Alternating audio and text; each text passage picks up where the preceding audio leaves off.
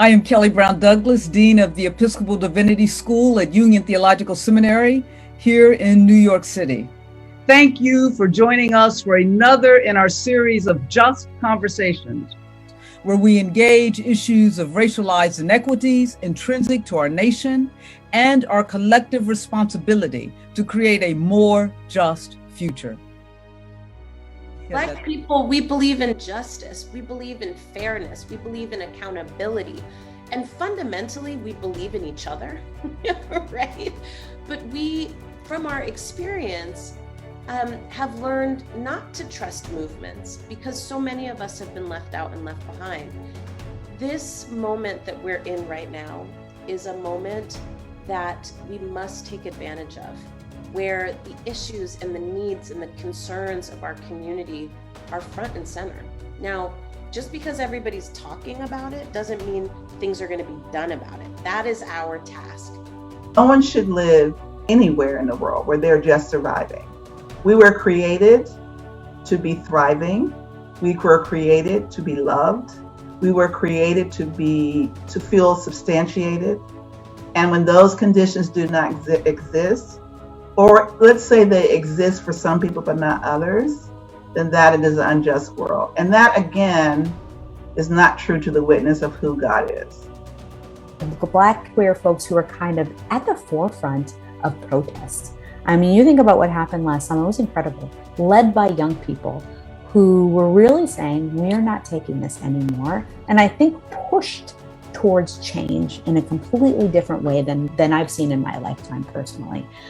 There was this uprising saying, especially when you're talking about Black trans folks, saying, we've been here this whole time and you never stood up for us. And it's time for your allyship to become a verb, an action, rather than an adjective, a descriptor. This fall, our Just Conversations are focusing on the issues raised by the New York Times essays known as the 1619 Project. But the reason that we're such a segregated neighborhood is because of 20th century explicit federal, state, and local policies that ensured that African Americans and whites could not live near one another, and that ensured that private bigotry would be expressed and not suppressed. My book, The Color of Law, documents the federal, state, and local policies that created this segregation, that sustained it, that reinforced it, and that enabled and really promoted that private bigotry to flourish.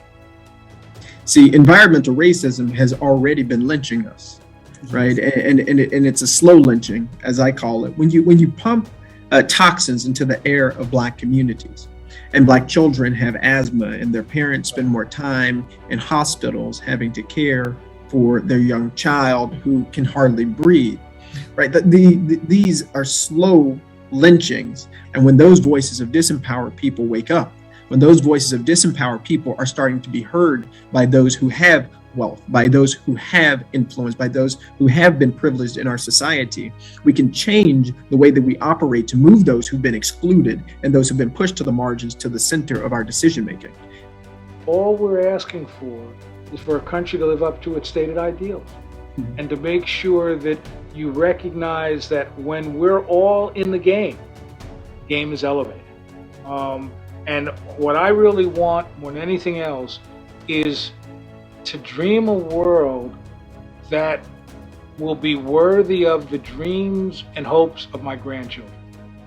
You see, the problem with the conversation of not only reparations, but reformation. The problem with the conversation is people are trying to do this without divesting themselves of anything that is making them comfortable. Right. That's right.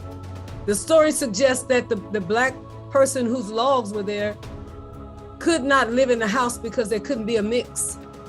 And then finally, that the Black person is a criminal for even asking to enjoy the fruit of his own labor. That is the time that our country is in. And the struggle is, how can we help the people come up and not lose anything? And what I keep saying to people, you can't. That's right. And that is the problem. You will have to divest and you will have to share the wealth that you stole, which means you're going to have less. Thank you for this conversation, because these are the conversations that do allow a world to rethink itself, that do allow us all to find that. I'm a big believer. Let's find the way to the promised land. Let's divine it in the right way. I agree.